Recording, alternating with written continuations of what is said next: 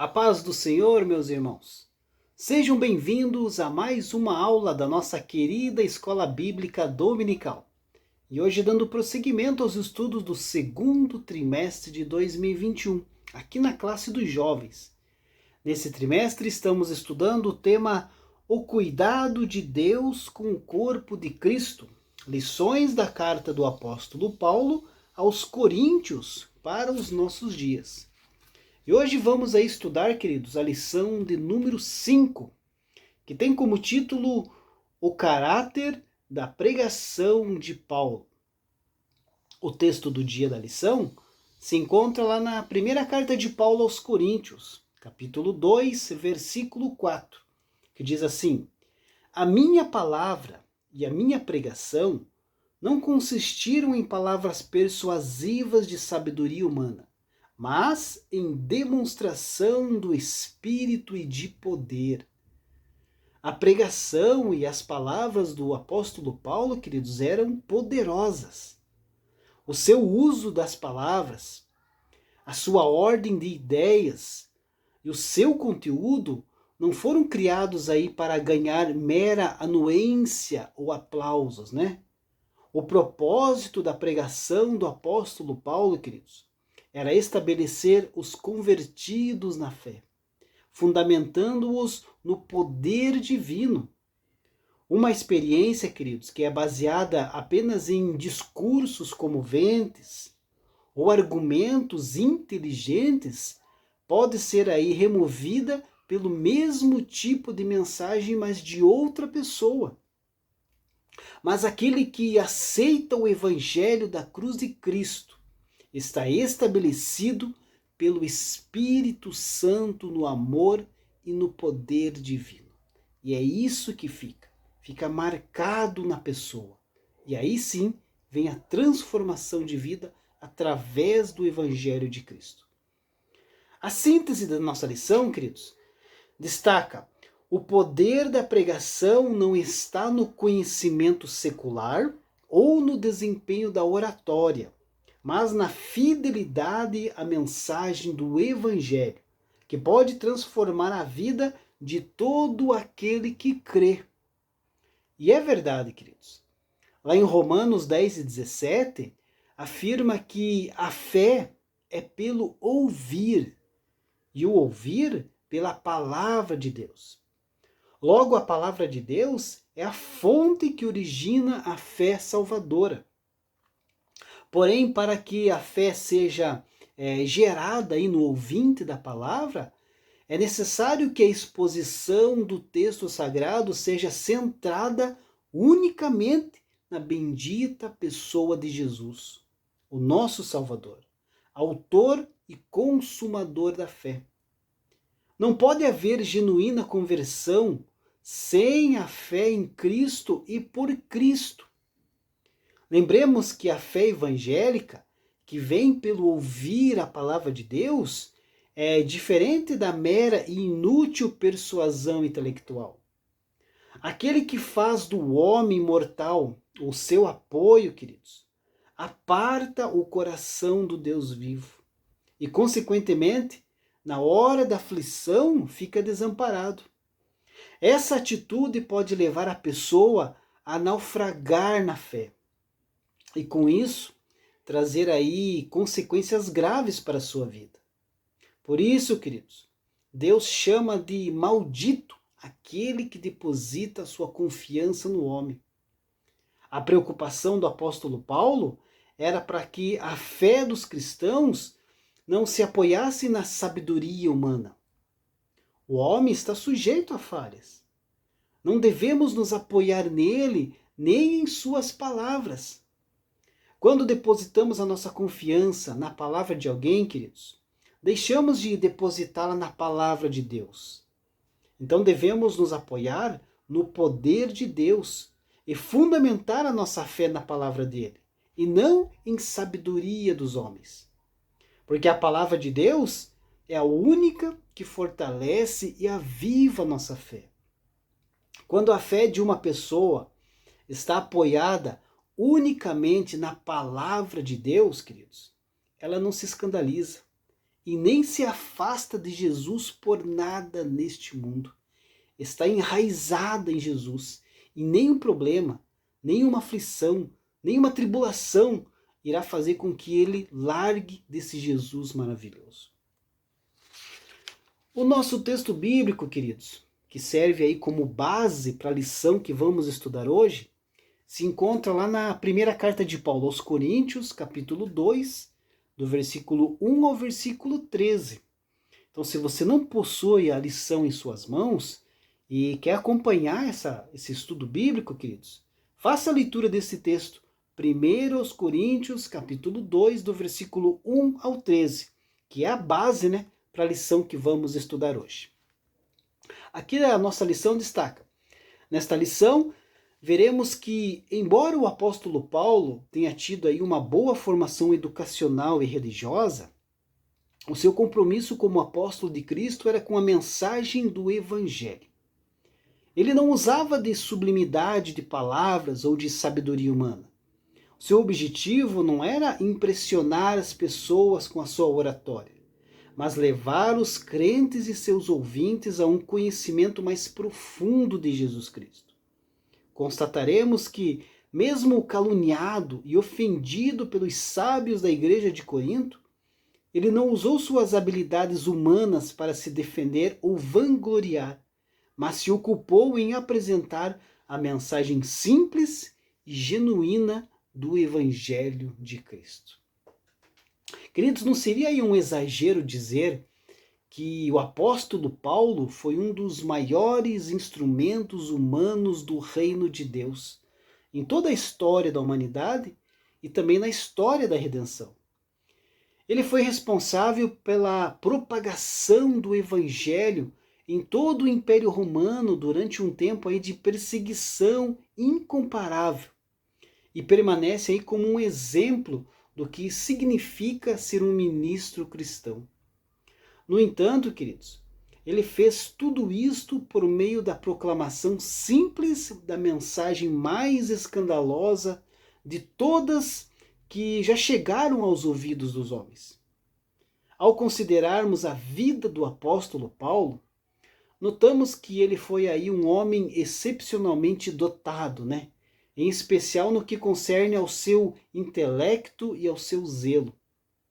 Todavia, ele mesmo nos ensinou que o poder do seu ministério não estava em seus dons, mas na proclamação fiel do Evangelho. Vivemos aí numa cultura que está presa ao pecado com algemas de aço. Histórias morais, máximas extraordinárias e lições de vida compartilhadas de um coração de um palestrante querido ou de um tutor de vida espiritual não tem aí nenhum poder verdadeiro contra essas trevas.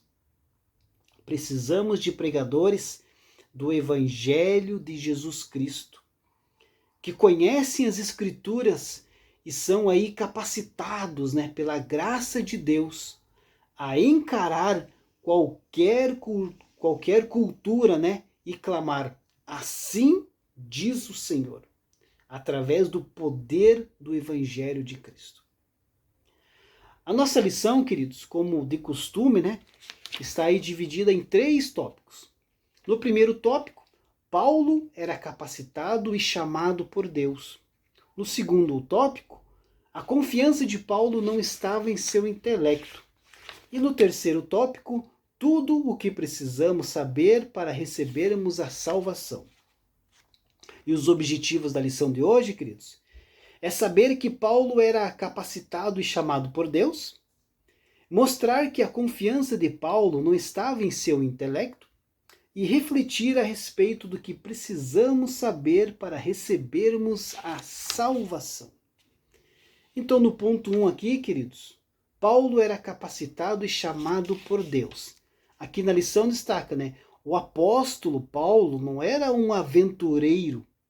Ele teve um longo processo de capacitação antes de assumir maiores responsabilidades no ministério. Com certeza, queridos, uma das vidas aí que é mais conhecida, no contexto bíblico, é a vida do apóstolo Paulo, né?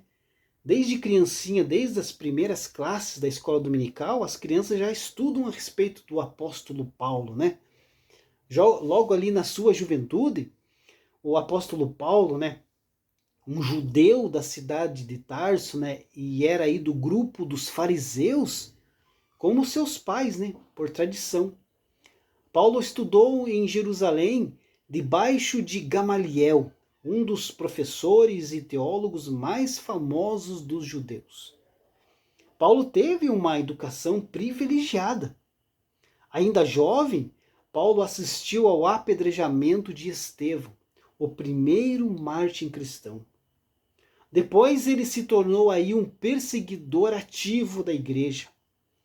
Na sua campanha contra os cristãos, Paulo jogou muitas pessoas na prisão. Ele tinha o apoio do sumo sacerdote e se tornou famoso por ser um grande perseguidor. Um dia, queridos, enquanto ia a caminho de Damasco para prender mais cristãos, uma luz brilhou e o cegou, e Paulo ouviu uma voz lhe perguntando por que ele o estava perseguindo. Essa voz era de Jesus. Essa história é conhecidíssima. Desse momento em diante, queridos, Paulo foi um homem diferente.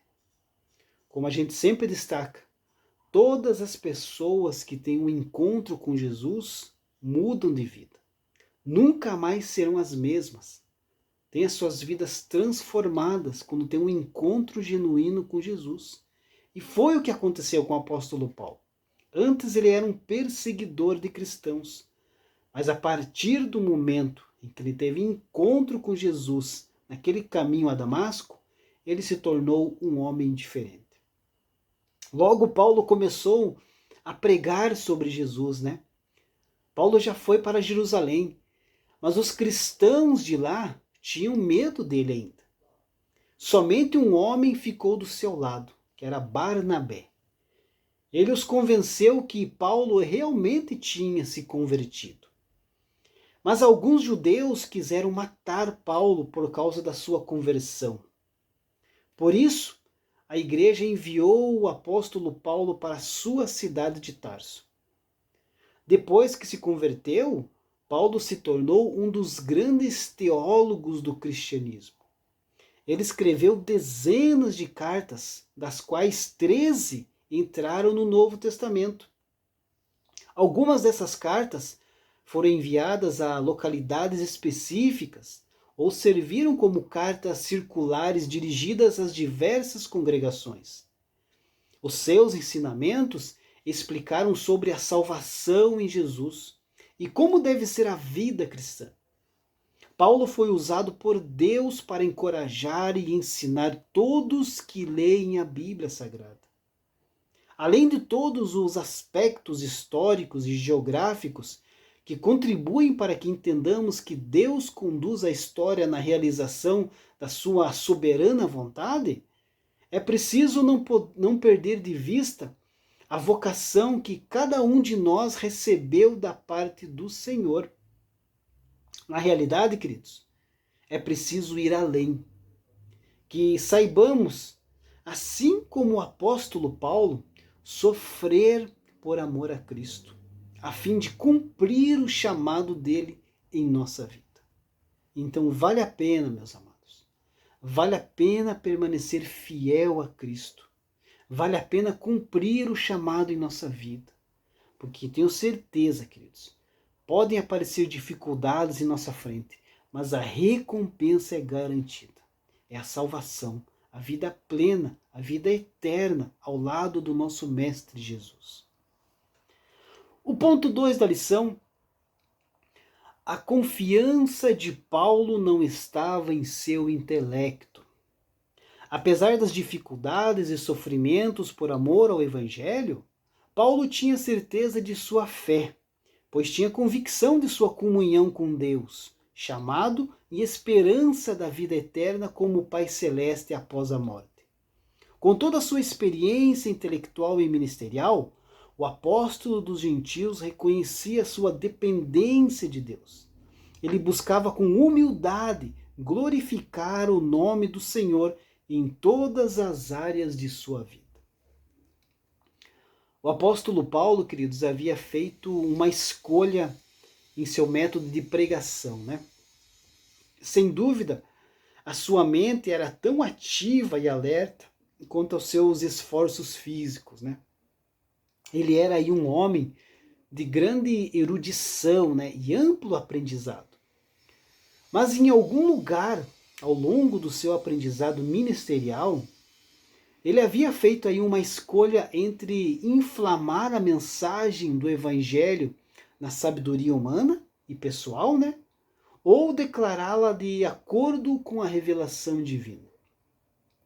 Quando pregava, o apóstolo Paulo não o fazia com sublimidade de palavras ou sabedoria, mas simplesmente proclamava a mensagem que lhe fora dada. Simplicidade, queridos, não significa superficialidade. Também não indica a ausência de habilidade mental ou de estudo árduo e preparação cuidadosa. Simplicidade significa declarar a verdade com uma linguagem clara, direta e compreensível. Paulo evitava uma exibição de truques oratórios confusos. A sua pregação era desprovida de sugestões filosóficas sutis. Não havia nenhuma conversa teológica dupla e nada misterioso ou oculto. Deus havia lhe dado uma mensagem e ele entregou o testemunho de Deus. Paulo deliberadamente excluiu de sua mensagem tudo o que não fosse a revelação da obra expiatória de Cristo.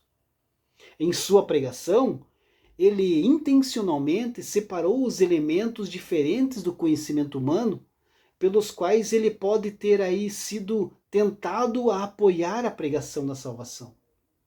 O apóstolo cumpriu o ideal de pregar, pois pregar o evangelho, queridos, não é proferir discursos edificantes, reunidos de uma forma linda. É dar o testemunho daquilo que Deus fez em Cristo para a salvação do homem. O apóstolo Paulo mostra-nos que não usou de sabedoria humana, nem de métodos humanos, mas a sua pregação era no Espírito e poder de Deus. As táticas que muitas igrejas têm utilizado, queridos, são frontalmente contrárias à pregação de Paulo e do que nos revela toda a Bíblia Sagrada. Ele não era aí um conferencista que se utilizava de autoajuda, da psicologia, do pragmatismo a fim aí de alcançar os perdidos. Não. Paulo pregava, queridos, o evangelho de Cristo em temor e tremor pelo poder de Deus. Não na eloquência, na retórica, no convencimento humano. Paulo não tinha mensagem psicológica, mas a sua mensagem era Cristo crucificado. Poder de Deus para transformar o pecador. Durante as pregações de Paulo, o poder de Deus se manifestava através da conversão de vidas, de transformação de vidas e de corações, do consolo que a palavra de Deus traz.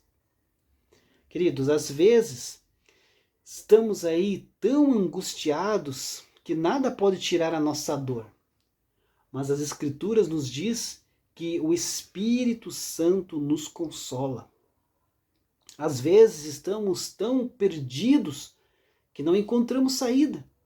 Mas Cristo diz: eu sou o caminho, a verdade e a vida. Ninguém vem ao Pai senão por mim. A igreja tem uma mensagem. A sabedoria humana aponta para a morte. Mas na palavra de Deus há vida, porque Cristo morreu por nós, para que pudéssemos ter vida. O ponto 3 da nossa lição, queridos, já partindo aí para o final, tudo o que precisamos saber para recebermos a salvação. Paulo conclui o seu diálogo citando o profeta Isaías, Isaías 40, 13 e 14. Quem guiou o Espírito do Senhor? E que conselheiro o ensinou? Com quem tomou conselho para que lhes desse entendimento?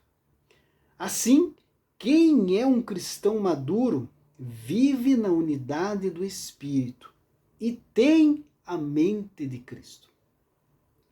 Um dos aspectos aí incomparáveis do evangelho cristão, queridos, é a sua classificação simples, embora forte, dos homens como espirituais e naturais. O homem natural vive de acordo com a razão humana ou impulsos humanos. O homem espiritual recebe vida do Espírito Santo e é dirigido pelo Espírito Santo. Paulo apresenta dois tipos de verdades e dois tipos de pessoa. Existe a verdade espiritual, que vem através do Espírito Santo e é entendida pelas pessoas espirituais. Também existe a sabedoria natural, que é oposta à verdade espiritual. Os homens espirituais aceitam e entendem a verdade espiritual, a qual o homem natural não aceita e nem entende. Pelo fato de o homem natural não abrir a sua vida para o Espírito Santo, ele considera toda a vida e valores espirituais como loucura. O homem natural é aquele que permanece na incredulidade, que não consegue compreender e nem discernir as coisas de Deus. Ele não nasceu do Espírito e por isso não o possui. Só nasceu na carne, por meio do pai e da sua mãe. O seu coração está completamente inclinado para as coisas da terra, do pecado e do diabo. O homem natural precisa nascer do Espírito para se tornar filho de Deus e sair do domínio do diabo, que está mandando neste mundo. O homem natural não consegue compreender por que os cristãos reservam tempo para ir à igreja. Também não conseguem perceber o amor de Deus revelado em Jesus. Para o homem natural, é um absurdo os cristãos gastarem dinheiro, tempo e dons a Deus. Para ele, é ainda mais difícil aceitar que os cristãos troquem atividades, festas mundanas, festas da carne, prazerosas, por atividades dedicadas a Deus. O homem natural quer provas da existência de Deus, mas não é disso que precisa. O que ele precisa, na verdade, queridos, é nascer de novo. É nascer do Espírito. Todas as pessoas nascem no reino de Satanás, independente do sexo, da raça ou da posição social, pois o reino deste mundo foi entregue a ele. O único poder capaz de tirar o homem natural do domínio de Satanás é o novo nascimento. O novo nascimento é operado pelo Espírito Santo de forma sobrenatural. Ao ser humano, basta querer. Quem permanecer como homem natural até a morte, queridos, sofrerá duas mortes, a física e a eterna. Mas quem nascer da carne e depois do Espírito, enfrentará apenas a morte física, pois o seu futuro será a vida eterna na glória. Isso significa, queridos, que aquele que é habitado pelo Espírito Santo possui a sua mente em harmonia com a mente de Deus. Ele ama a sua lei, deseja cumprir os seus mandamentos, fazer a sua vontade, anunciar as suas obras e refletir a sua glória. Ter a mente de Cristo, queridos, é estar unido completamente a Cristo e ter comunhão com Deus. É servi-lo em total gratidão e amor. é compreender a mensagem da cruz através da obra do Espírito Santo. Por isso, queridos, em cada um dos seus dias, o redimido sempre estará vivendo com a mente de Cristo. Nós somos peregrinos, queridos, em terra estranha. Nós sentimos saudades aí de uma terra que ainda não conhecemos, como canta o poeta. Ó, que saudade e lembrança tenho de ti, ó Sião. Portanto, queridos, vivamos sabiamente com a mente de Cristo, até o nosso Salvador voltar para nos buscar. Maranata, ora vem, Senhor Jesus. Deus abençoe.